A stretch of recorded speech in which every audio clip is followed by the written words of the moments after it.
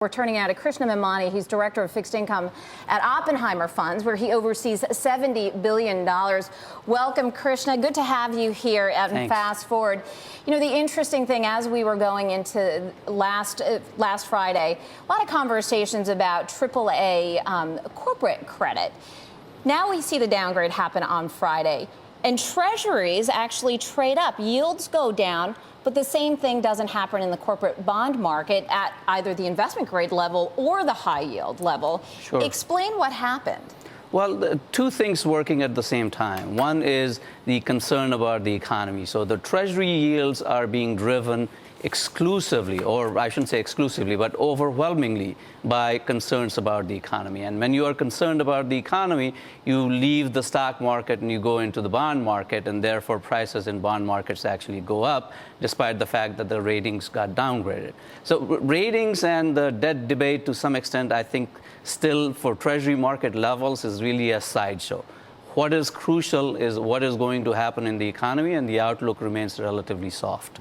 Well, let me ask you this, because a lot of stock analysts look at price to earnings ratios and say stocks are very, very cheap. But the one thing I know, having worked on the bond side, having worked in credit markets, is that, you know, credit traders have a very different perspective on the health of a company.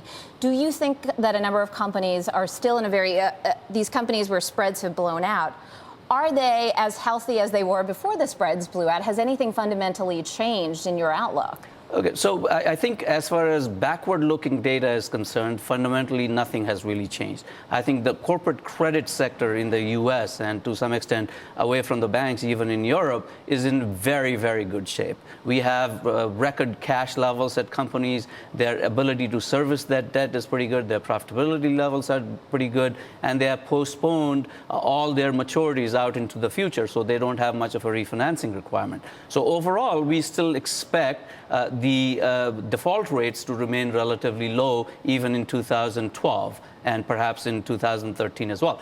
But I think what has changed is the variability around that, the volatility around that has increased. That is, the economic uncertainty and other volatility in other markets is kind of bearing on the credit markets. Let's talk about the credit market and what it's saying about European banks right now. Do you agree with the credit markets, or do you agree with sort of the rating agencies and what a number of economists are saying about, and I'll talk about France specifically?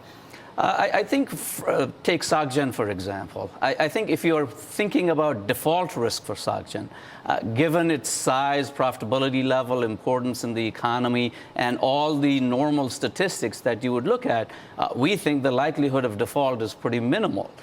That doesn't mean that the concerns that people have are going to be abated because we think the likelihood of default is pretty low. Overall, as the market is becoming more volatile, as SocGen equity prices become more volatile, the corresponding credit spreads will become more volatile. So it's really not default risk. It has gone up some, but the reason for the credit swap spreads widening out is more volatility associated with a credit outlook and the sovereign issues in France. So in terms of, let's call it buying opportunities right now, are there particular areas along the credit curve, and then when you look at particular sectors that you think have been especially hit hard, where you're looking at some opportunities to actually add to long positions? So I think if you look at what has widened the most, and what has widened the most disproportionately so, I think it would basically come back to the finance sector, either in the U.S. or in Europe. So I think if you are going to buy something focused on that sector, because that has widened the most, in choosing between U.S. and Europe, the decision that you have to make is where do you think you will have more stability for you to realize those spreads. And I think the decision is a little simpler on that one, which is it is U.S. relative to Europe, because we don't have sovereign issues. We have debt ceiling debates and things like that, but we don't have default issues, and we don't have our economy is in much better shape, and our banks have raised $500 billion worth of capital since 2008, and in Europe they haven't done as much. Any names in particular? We saw credit default swap spreads on Bank of America hit a record this week. So I think across the board, you know, if you have the appropriate risk appetite, I think Bank of America is probably a good buy at these levels. But the good thing is you don't really have to be that aggressive. Even a JPMorgan or Wells Fargo, companies that really don't have anything fundamentally wrong with them from whatever you can look at, I think offer very, very good value. Anything that you would actually reduce in terms of a holding in your portfolio right now?